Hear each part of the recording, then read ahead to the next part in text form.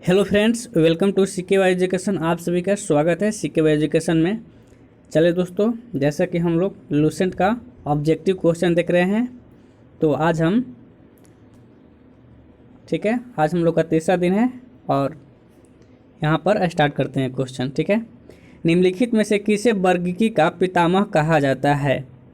निम्नलिखित में से किसे वर्गीकी का पितामह कहा जाता है? तो आपका ऑप्शन है, देख लीजिए और आप कमेंट बॉक्स में बताइए इसका आंसर क्या होगा। तो इसका आंसर होगा लिनियस को। क्या? ऑप्शन नंबर सी, लिनियस को। ठीक है, ये आपका सही आंसर है।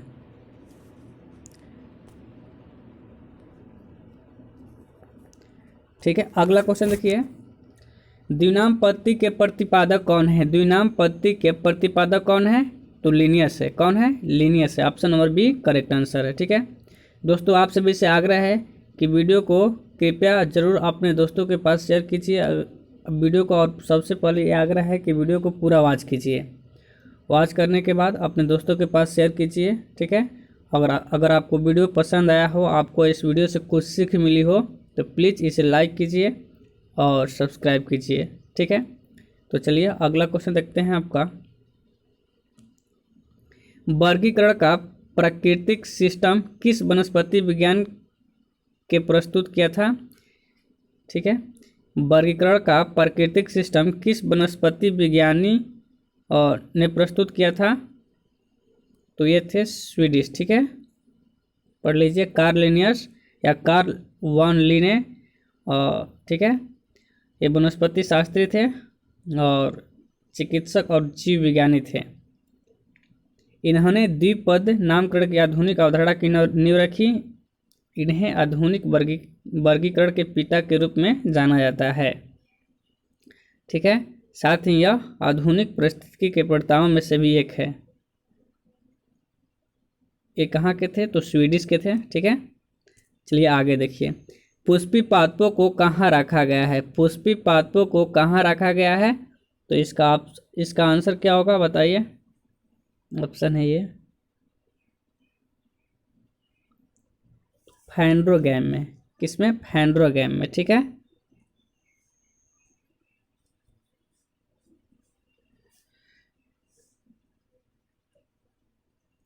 ठीक है, फैंड्रोगैम्स।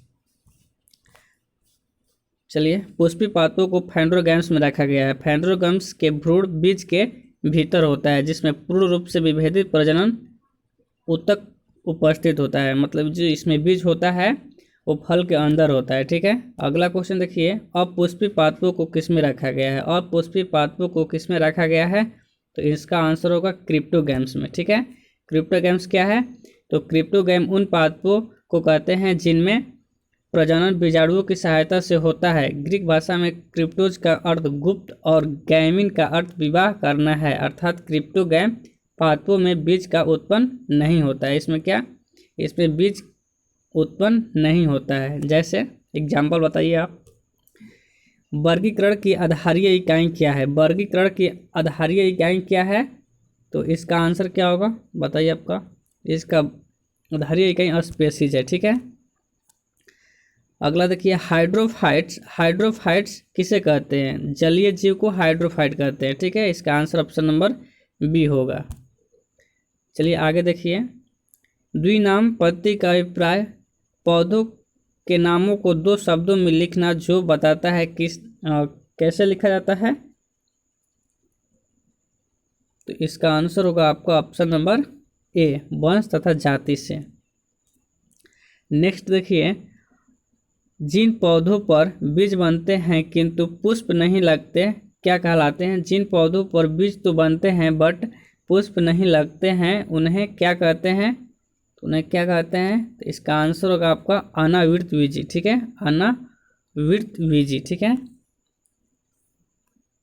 जैसे अनावृतबीजी को जिम्नोस्पर्म, इसे नगनबीजी भी बोलते हैं। ऐसे पौधे और वृक्षों को कहा जाता है जिनके बीज फूल में पनपने और फूल में बंद होने के बजाय छोटी टहनियों या शंकुओं में खुली अवस्था में होते हैं। ठीक है, आगे देखिए, जीवाणु की खोज किसने की थी? जीवाणु की खोज किसने की थी? तो जीवाणु की खोज आपका किया था किसने, चलिए ऑप्शन देख लीजिए। तो जीवाणु की खोज ल्यूवेनहॉक ने, ठीक है। कब किया था, तो इसने 1829 में। ये तो देखे थे सबसे पहले 1682 में, ठीक है। और इसका नामकरण एरेनबर्ग ने 1829 में किया था, ठीक है। तो 1682 में इसका हो जाएगा, ठीक है। चलिए ये 10 क्वेश्चन खत्म हो गया, आगे देखते हैं। जीवाणुओं से संबंधित निम्न कथ्यों में कौन सही है, चलिए ऑप्शन देख लीजिए और बताइए।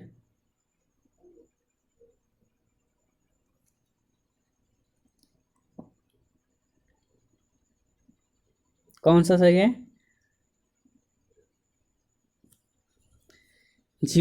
अधिकांश जीवाणु विविध पोषी होते हैं, ठीक है, किंतु कुछ स्वपोषी होते हैं। चलिए जीवाणुओं के पौधा माना गया है, क्यों, जीवाणुओं को पौधा क्यों माना गया है, इसे बताइए। क्योंकि इसमें कठोर कोशिका भित्ति होती है, जीवाणुविक कोशिकाओं में नहीं होते हैं, जीवाणुविक कोशिकाओं में नहीं होते हैं, क्या नहीं होता है। और तो इसका आंसर होगा आपका ऑप्शन नंबर, देख लीजिए पहले, ये सूत्रकणिका नहीं होता है, ठीक है। नेक्स्ट है, जीवाणुओं की साधारण आकृति क्या होती है, जीवाणुओं की साधारण आकृति क्या होती है, तो ये छड़ रूपी होती है, ठीक है। जो जीवाणु आकार में सबसे छोटे होते हैं क्या कहलाते हैं, जो जीवाणु आकार में सबसे छोटे होते हैं क्या कहलाते हैं, गोलाणु, ठीक है, कोकी इसको बोलते हैं। एक गोल जीवाणु कैसा होता है, तो कोकस होता है, ठीक है। चलिए इसमें देखिए, इसमें हम 50 क्वेश्चन करेंगे और समझ लीजिए कि आप 50 क्वेश्चन हम लोग पर डे करेंगे तो मंथ का हमारा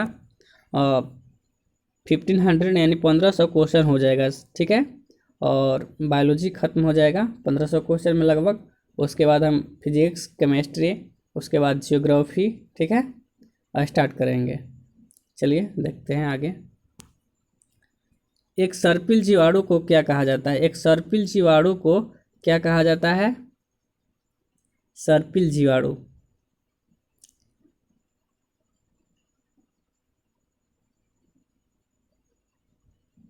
सर्पिल मतलब स्पाइरलम होगा, ठीक है, स्पाइरिलम होगा, ठीक है।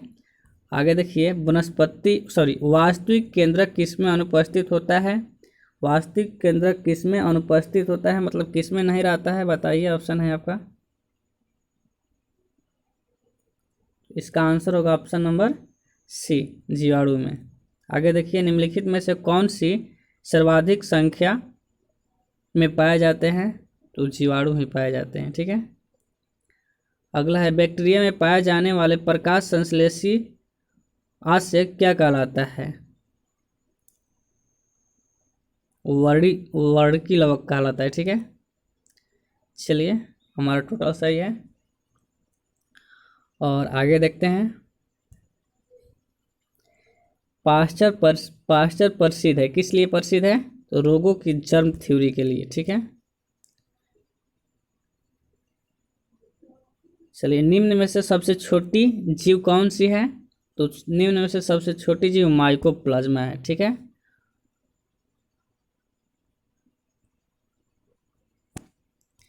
आगे देखिए, जो जीवाणु सीधे ही वायुमंडलीय नाइट्रोजन के यौगिक में बदलते हैं क्या कहलाते हैं, नाइट्रोजन स्थितिकारी जीवाणु कहलाते हैं, ठीक है। अगला देखिए, मूल ग्रंथिकाओं पाई जाती है, मूल ग्रंथिकाओं कहाँ पाई जाती है, तो इसका आंसर होगा आपका कुछ लेग्यूमिन्स पादपों तथा कुछ अन्य पौधों में, ठीक है। अधिक नमक वाले अचार में जीवाणु जीवित नहीं रह पाते हैं, क्यों, इसका कारण क्या है, तो इसका कारण है ये जीव द्रव्य कुंचित हो जाते हैं और इस तरह मर जाते हैं। अगला है, मानव की आंत में कौन सा जीवाणु पाया जाता है, तो मानव के आंत में कौन सा जीवाणु पाया जाता है? तो इसका आंसर होगा आपका ऑप्शन नंबर बी, एशेरिचिया कोलाई। क्या? एशेरिचिया कोलाई। ठीक है। तपेदिक उत्पन्न करने वाला जीवाणु कौन सा है? टीबी उत्पन्न करने वाला जीवाणु कौन सा है? तो माइकोबैक्टीरियम है। ठीक है, इसका भी आंसर क्या होगा? Option number B, mycobacteria. अगला देखिए, भोजन की विषाक्तता उत्पन्न होती है किसके द्वारा? भोजन की विषाक्तता किसके द्वारा उत्पन्न होती है? तो इसका आंसर होगा option number B, clostridium botulinum के द्वारा। ठीक है। एंटीबायोटिक्स अधिकांशतः किस में पाए जाते हैं? तो एंटीबायोटिक्स अधिकांशतः किस में पाए जाते हैं? तो जीवाणु में। अगला है, यदि एक जीवाणु कोशिका प्रति 20 मिनट में विभाजित होते हैं तो 2 घंटे में कितने जीवाणु बनेंगे? तो इसका आंसर होगा ऑप्शन नंबर डी। ठीक है, चलिए आगे देखते हैं। हमने 30 क्वेश्चन कर लिया लगभग। ठीक है, अगला देखते हैं। नाइट्रोजन यौगिकरण में निम्नलिखित में से कौन सी फसल सहायक है? तो फली है, जैसे मटर होता है, जितना होता है फल वाला, मटर, मसूर। ठीक है। अगला है, नाइट्रोजन स्थिरीकरण में हीमोग्लोबिन का क्या कार्य होता है? नाइट्रोजन स्थिरीकरण में लेग हीमोग्लोबिन का क्या कार्य होता है?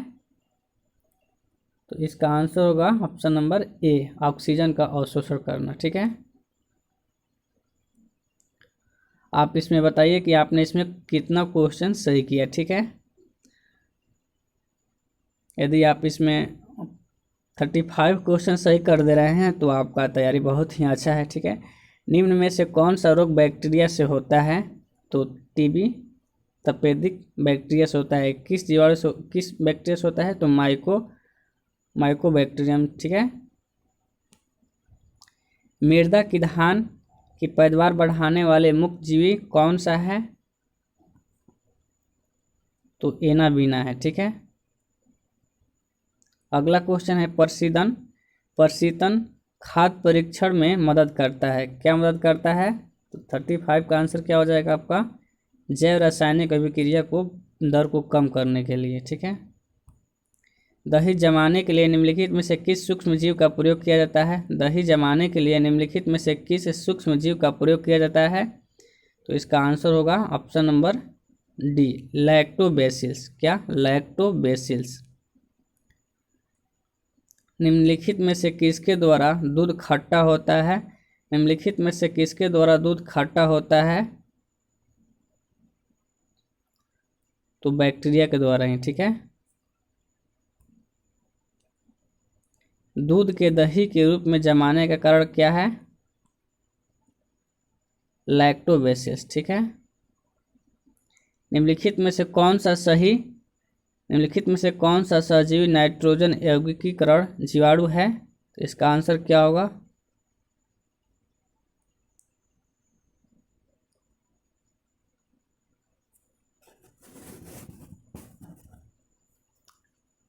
राइजोबियम। ठीक है। सर्वप्रथम विषाणु की खोज किसने की थी? तो इवानोस्की ने। कब किया था? तो 1892 ईस्वी में। ठीक है। चलिए आगे देखिए, ये हमारा सही हो गया। ठीक है।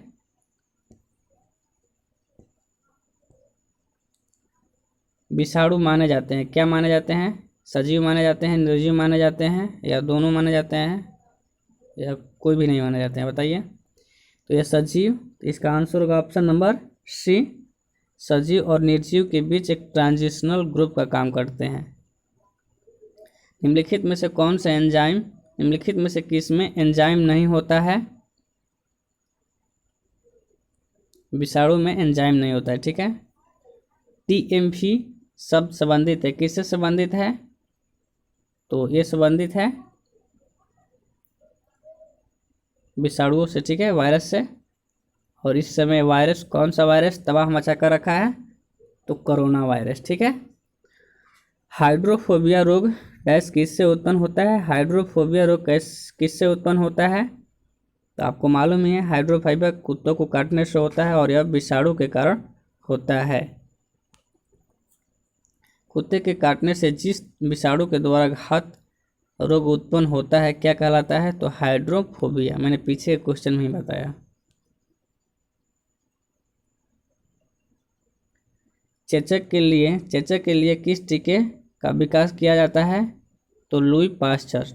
चेचक के लिए किसने टीके का विकास किया? तो लुई पाश्चर, सॉरी, चेचक के लिए एडवर्ड जेनर ने किया। ठीक है, एडवर्ड जेनर ने किसके लिए किया? तो चेचक के टीका के लिए। ठीक है, विषाणु वृद्धि करते हैं किसमें? जीवित शरीर में। नेक्स्ट है, विषाणु निर्जीव माने जाते हैं क्यों? क्योंकि ये क्रिस्टलाइज हो सकते हैं। ठीक है, विषाणु के निर्जीव होने के लक्षण हैं, ये कोसा रूप में नहीं होते हैं, इन्हें क्रिस्टल बनाकर निर्जीव पदार्थों की भांति बोतल में भरकर कई वर्षों तक रखा जा सकता है। एंजाइम अनुपस्थित होते हैं किसमें? तो विषाणु में एंजाइम नहीं पाए जाते हैं। चलिए, हमने 50 क्वेश्चन कर लिया। आपसे मिलेंगे नेक्स्ट वीडियो में। ठीक है, उसमें भी कुछ 40 लगभग क्वेश्चन देखेंगे और उसके बाद हम और सारे वीडियो लाएंगे। आप देखिए और अपने दोस्तों के पास शेयर कीजिए। ठीक है, और आप इसमें बताइए कि आपने कितना क्वेश्चन सही किया है। आपसे आग्रह है कि वीडियो को प्लीज़ शेयर कीजिए और अपने दोस्तों के पास, और इसे लाइक कीजिए। चलिए, बाय।